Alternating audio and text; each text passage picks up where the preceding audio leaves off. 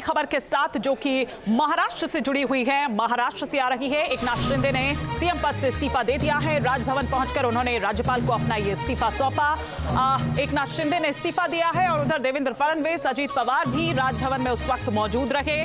महायुति मजबूत था, मजबूत है और मजबूत रहेगा, ये एकनाथ शिंदे ने यहां पर कहा। ये उस वक्त की तस्वीरें हम आपको दिखा रहे हैं जब राजभवन जाकर अपना इस्तीफा सौंपा एकनाथ शिंदे ने सीएम पद से। अब यह देखना होगा कि कब तक ये नाम जो है उसका ऐलान किया जाता है, लेकिन रेस में अगर हम बात करें तो सबसे तेज, सबसे आगे जो नाम चल रहा है वो देवेंद्र फडणवीस का चल रहा है। मुंबई से विलास आठवले इस वक्त हमारे साथ और विस्तार से जानकारी के साथ जुड़ चुके हैं। विलास, हालांकि आज तक का ही 26 नवंबर तक का ही वो टाइम था, लेकिन अभी तक नाम अनाउंस नहीं हुआ है, विधायक दल का नेता नहीं चुना गया है। क्या लगता है कब तक ये पूरी प्रक्रिया जो है वो हो जाएगी? देखिए, एकनाथ शिंदे, देवेंद्र फडणवीस और अजित पवार ने अभी थोड़ी देर पहले राजभवन में अपना इस्तीफा दिया है, क्योंकि 26 तारीख को 5 साल इस सरकार के पूरे होते हैं। लेकिन पेच अभी बना हुआ है, क्या महायुति किसे मुख्यमंत्री बनाएगी? एकनाथ शिंदे को बनाएगी या देवेंद्र फडणवीस को, या फिर और कोई तीसरा नाम होगा? ये बातें चल रही है। ये सारा निर्णय जो है वो दिल्ली में होगा। अमित शाह और नरेंद्र मोदी इसका निर्णय करेंगे। फिर वो एक ऑब्जर्वर जो है वो महाराष्ट्र में भेजा जाएगा। ऑब्जर्वर सारे सभागृह, यानी एकनाथ शिंदे की पार्टी शिवसेना, अजित पवार की पार्टी राष्ट्रवादी कांग्रेस और भाजपा, इन सबके साथ एक नेता जो है सभागृह का नेता कहा जाता है, हाउस ऑफ लीडर जो कहा जाता है, वो चुनेंगे। लेकिन अब ये बात आ रही है, जो चर्चा है कि भाजपा ने देवेंद्र फडणवीस को मुख्यमंत्री बनाना है।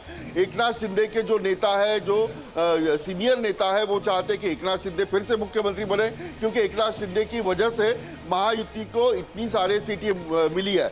लाडली बहन योजना हो, या फिर मराठा आरक्षण के बारे में हो, या फिर एक मुख्यमंत्री जैसे क्विक एक्शन पर कोई भी काम है वो कर लेता है, जिसके वजह से महायुति को फायदा हुआ। ये शिवसेना शिंदे गुट के लेकिन क्या ये बलिदान देवेंद्र फडणवीस देंगे विलास? क्योंकि लगता नहीं कि इस बार वो ये जो बलिदान है वो देंगे, क्योंकि अगर हम देखें तो इतना मैंडेट जो है वो देवेंद्र फडणवीस की भी उसी तरह से रोल रहा है जिस तरह से एकनाथ शिंदे का।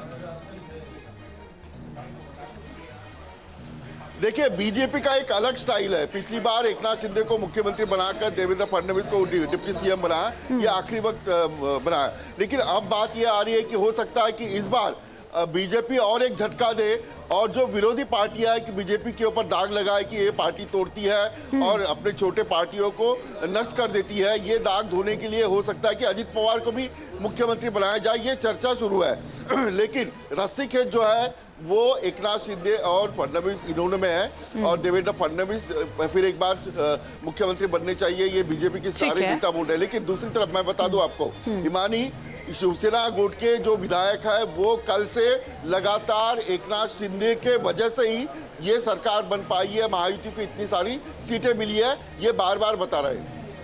जी बिल्कुल विलास, आप नजर बनाए रखें फिलहाल, शुक्रिया। लेकिन दीपक केसरकर क्या कुछ कह रखे हैं, जरा एक बार पहले हम ये सुनवा देते हैं।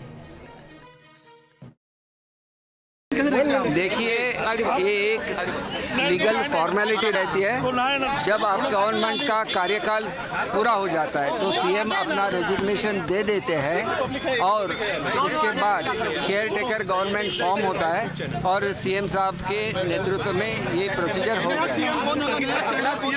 वो जो जो जो जो पक्ष सृष्टि जो निर्णय लेंगे वही सब लोग उसके साथ राजी होंगे।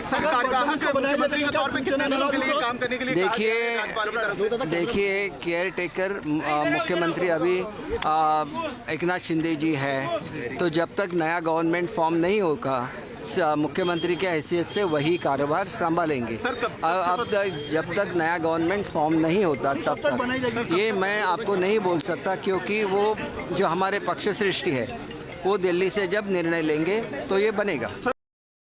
न्यूज नेशन अब व्हाट्सएप पर खबरों की ताजा अपडेट के लिए न्यूज नेशन के इस QR कोड को स्कैन करें।